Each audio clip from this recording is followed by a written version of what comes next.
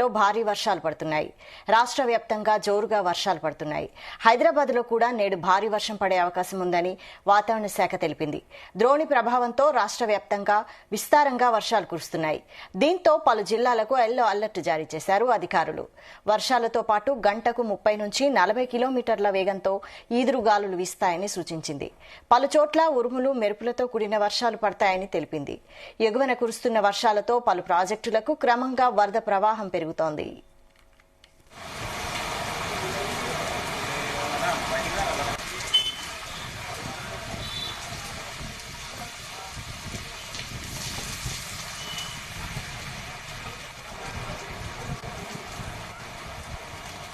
ఇదే అంశంపై మరిన్ని డీటెయిల్స్ మా ప్రతినిధి రాజు పటేల్ అందిస్తారు. రాజు పటేల్. Good morning Vaishali. తెలంగాణలో మరొక 2-3 రోజుల పాటు భారీగా వర్షాలు కురిసే అవకాశం ఉంది. ఇప్పటికే చాలా జిల్లాల్లో కూడా గత 4-5 రోజుల నుంచి కూడా వర్షం పడుతుంది. హైదరాబాద్ సిటీతో పాటు మిగతా తెలంగాణలో అన్ని జిల్లాల్లో కూడా విస్తారంగా వర్షాలు కురుస్తున్నాయి. దీంట్లో చెరువుల్లోకి గాని అటు వాగుల్లోకి కూడా నీళ్లు వచ్చి ప్రవాహం ప్రారంభమైందని చెప్పవచ్చు. ఇటు కృష్ణా అటు గోదావరి నదుల యొక్క ప్రవాహం కూడా చాలా వరకు పెరిగింది. ఉమ్మడి ఆదిలాబాద్ జిల్లా మహారాష్ట్రలో కురుస్తున్నటువంటి వర్షాల ప్రభావంతో పెన్గంగా ప్రాణహిత నది రెండు కూడా చాలా ఉధృతంగా ప్రవహిస్తున్నాయి. దీంతో ప్రాణహిత నది ప్రవాహము కాళేశ్వరం జయశంకర్ భూపాలపల్లి జిల్లా కాళేశ్వరం వద్ద ఉన్నటువంటి గోదావరి నదిని తాకింది. దీంతో అక్కడ కాళేశ్వరం వద్ద రెండు నదికి ఇరువైపులా గోదావరి నది ఉరకలు వేస్తుంది. కాళేశ్వరం వద్ద ప్రవహిస్తున్నటువంటి గోదావరి నది కాళేశ్వరం మేడిగడ్డ లక్ష్మీ బ్యారేజ్ ద్వారా దిగువకు వెళ్తుంది. మేడిగడ్డ లక్ష్మీ బ్యారేజ్ వద్ద 80,500 క్యూసెక్ల వాటర్ ఉంది. అంటే వర్షాకాలం సీజన్ లో ప్రారంభమైనటువంటి ఈ మొదటిసారిగా గోదావరి నది ప్రవాహము కాళేశ్వరం వద్దనే ప్రారంభమైందని చెప్పవచ్చు. ఎందుకంటే మహారాష్ట్ర నాసిక్ నుంచి ప్రారంభమైనటువంటి గోదావరి నది ప్రవాహము మనకు నిజామాబాద్ వద్ద తెలంగాణలోకి ఎంటర్ అయి తర్వాత ప్రవహిస్తుంటుంది.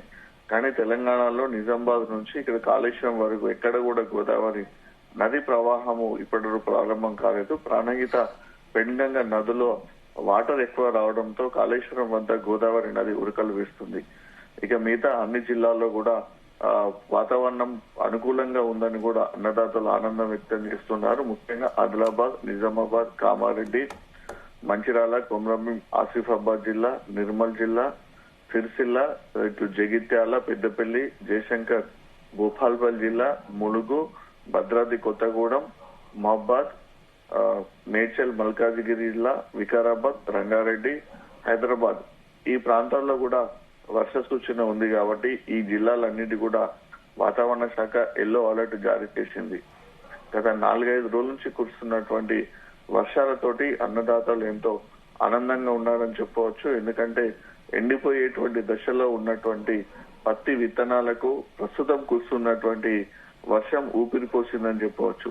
దీంతో అన్నదాతల కుటుంబాలు చాలా హ్యాపీగా ఉన్నారు. దాంతో పాటు ముఖ్యంగా వ్యవసాయ పనుల్లో మాత్రం రైతాంగం పూర్తి స్థాయిలో నిమగ్నమై ఉన్నారు.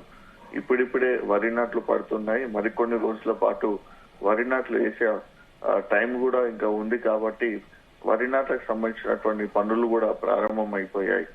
ఆయకట్టుకు సంబంధించినటువంటి సాగునీరు అందుతుందా లేదా, వరి పంట పండించుకోవాలా వద్ద అనేటువంటి ఒక రకమైనటువంటి సందిగ్ధంలో ఉన్నటువంటి రైతాంగానికి ప్రస్తుతం కురుస్తున్నటువంటి వర్షాలు అయితే చాలా ఊరటనిచ్చాయని చెప్పవచ్చు. ఈ పత్తి అంటే వర్షాన్ని ఆధారంగా చేసుకొని పండే పంట చాలా జిల్లాలో పండుతుంది. కాబట్టి పత్తికి సరిపడా పత్తి విత్తనాలు మొలకెత్తినటువంటి విత్తనాలు ఏపుగా పెరగడానికి కావాల్సినటువంటి వర్షపాతం అయితే నమోదైంది. ఇక వరి గాని, మిర్చి గాని, పసుపు ఇలాంటి పంటలు పండించుకోవడానికి నీరు ఎక్కువగా అవసరం ఉంటుంది.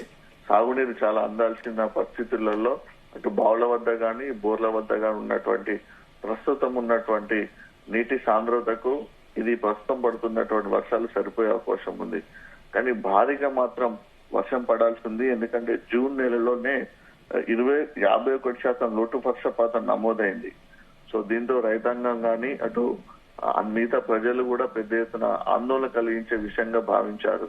51% లోటు వర్షపాతం ఉన్నటువంటి పరిస్థితులలో జూలై నెలలో ఇంకా ఎలా ముందుకెళ్ళాలి, ఎలా పంటలు పండించుకోవాలి, చెరువులు ఖాళీగా ఉన్నాయి, వాగుల ప్రవాహం లేదు, నదుల ప్రవాహం లేదు, ప్రాజెక్టులో కూడా తక్కువ శాతమే నీరు ఉంది కాబట్టి మరి ఖరీఫ్ సీజన్ సంబంధించినటువంటి పంటలకు ఆయకట్టుకు సాగునీరు ఎలా అందుతుంది అనేటువంటి ఆందోళనలో అటు అధికార యంత్రాంగం కానీ ప్రభుత్వం కానీ అన్నదాతలు ఉన్నటువంటి సిచ్యువేషన్ లో ప్రస్తుతం కురుస్తున్నటువంటి వర్షాలు కేవలం ఊరటనిస్తున్నాయని చెప్పవచ్చు. ద్రోణి ప్రభావంతో కురుస్తున్నటువంటి ఈ వర్షాలు మరికొన్ని రోజుల పాటు ఉండే అవకాశం ఉంది. కానీ అనుకున్నంత స్థాయిలో మాత్రం వర్షాలు పడడం లేదు. భారీగా కుండపోతగా మాత్రం వర్షం పడలేదు, భారీగా వరదలు మాత్రం ఇప్పటి వరకు రాలేదు.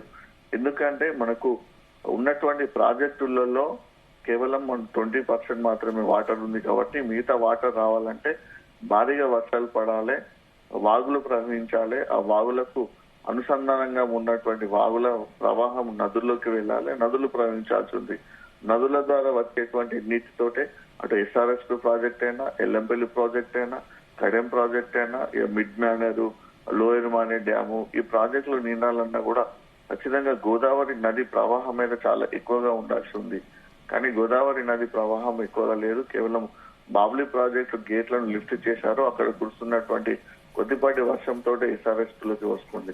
అటు కృష్ణా నది మాత్రము హ్యాపీగా ఉందని చెప్పవచ్చు. కృష్ణా నది ఆయకట్టు రైతులు అయితే చాలా సంబరపడుతున్నారు. ఎందుకంటే అటు కర్ణాటకలో కురుస్తున్నటువంటి వర్షాల వల్ల తుంగభద్ర గేట్లను కానీ, జూరాల గేట్లను కానీ లిఫ్ట్ చేయడంతో శ్రీశైలం ప్రాజెక్టులోకి భారీగా వరద నీరు వచ్చి చేరుతుంది. మరొక 2-3 రోజులైతే శ్రీశైలం ప్రాజెక్టులు కూడా గేట్లు కూడా లిఫ్ట్ చేసే అవకాశం ఉంది కాబట్టి ఆ నీరంతా కూడా దిగువన ఉన్నటువంటి నాగార్జున సాగర్ లోకి వెళ్తుంది. దీంతో ఉమ్మడి మహబూబ్ నగర్, ఉమ్మడి నల్గొండ, ఉమ్మడి ఖమ్మం జిల్లా రైతాంగాన్ని కూడా చాలా ఆ వాటర్ సాగునీరు అందుతుంది కాబట్టి ఆ రైతాంగం సంతోషంగా ఉంది. ఇప్పటికే నాగార్జున సాగర్ యొక్క కాలువల ద్వారా కూడా ఆయకట్టు రైతాంగాన్ని కూడా ఆయకట్టు పంట పొలాలకు కూడా సాగునీరు వదులుతున్న నేపథ్యంలో ఆ ప్రాంత రైతాంగం సంబరపడుతున్నారు. కానీ గోదావరి తీర ప్రాంత రైతాంగం మాత్రం ఇంకా కొంచెం ఆందోళన చెందుతున్నారు. మరొక విషయం ఏంటంటే ఇటీవల చేసినటువంటి భారత వాతావరణ కేంద్రం చేసినటువంటి అధ్యయనం ప్రకారం కూడా ఐఎండీ ఇచ్చినటువంటి ఇన్ఫర్మేషన్ ప్రకారం కూడా వర్షపాతంపై వాతావరణ మార్పుల ప్రభావం చాలా ఎక్కువగా ఉండడంతో కూడా వర్షాలు సరిగా కురవడం లేదని కూడా మనకు రిపోర్ట్ చేయడం జరిగింది. నైరుతి ఋతుపవనాలు ఈసారి ముందే వచ్చాయి. ముందొచ్చినటువంటి ఋతుపవనాల వలన ముందస్తుగా భారీగా వర్షపాతం నమోదయ్యే అవకాశం ఉందని కూడా వాతావరణ శాఖ అధికారులకు అంచనాకు వచ్చారు. కానీ నైరుతి ఋతుపవనాల రాక వచ్చింది కానీ అది స్పీడ్ గా వెళ్ళకపోవడము, వాటి యొక్క పనితీరు మెరుగ్గా లేకపోవడము, ఎక్కువగా పనిచేయకపోవడంతో కూడా వర్షపాతం తక్కువగా నమోదైంది, ఇంకొక వర్షపాతం నమోదైంది. సో ఇలాంటి సిచ్యువేషన్ లో ఎలా అనేటువంటి ఆందోళన అయితే నెలకొంది. అయితే గతంలో ఎలా ఉండేదంటే వర్షాలు కంటిన్యూగా పడుతున్నప్పుడు సరిపడేటువంటి సాంద్రత ఎక్కువగా ఉండేది. వర్షం ఎన్ని సెంటీమీటర్లు కురవాలి, ఎప్పుడు కురవాలి, ఆ ప్రాంతానికి ఎంత వర్షపాతం అనే ఒక క్యాల్కులేషన్ సరిగా ఉండేది. ఒక వారం రోజుల పాటు కురుస్తున్నటువంటి వర్షాలతోటి మన వర్షపాతం ఎక్కువగా నమోదయ్యేది, వాటర్ కూడా సరిపోయేది. కానీ ప్రస్తుతం కురుస్తున్నటువంటి వర్షం అలా లేదు. సడన్ గా వర్షం పడుతుంది, ఒకటేసారి మబ్బులు కమ్ముకుంటున్నాయి, ఈదురుగాలు వస్తున్నాయి, ఉరుములు మెరుపులు వస్తున్నాయి, సడన్ గా వర్షం కురుస్తుంది, సడన్ గా ఆగిపోతుంది. సో దీంతో పడ్డటువంటి వర్షము భూమిలోకి ఇంకిపోతుంది తప్ప వరదగా పడడం లేదు. దాంతో అటు చెరువుల్లో కానీ ఇటు వాగుల్లో కానీ ప్రవాహం అయితే రావడం లేదు. సో ఇది కొంచెం ఆందోళన కలిగించే విషయం కూడా ఐఎండీ ఇటీవల చేసినటువంటి అధ్యయనాల్లో తెలుపడం జరిగింది. సో ఆ పరిస్థితి తెలంగాణలో ఏపీలో కూడా ఎక్కువగా ఉందని కూడా స్పష్టంగా చెప్పడం జరిగింది. తెలంగాణలో ఇప్పటికీ మనకు లోటు వర్షపాతమే ఉన్నటువంటి పరిస్థితులలో భారీగా వర్షాలు కురిస్తేనే ఈ ఖరీఫ్ సీజన్ కి సరిపడినటువంటి సాగునీరు అందే అవకాశం ఉంది. Vaishali. Right, thank you Raj Patel.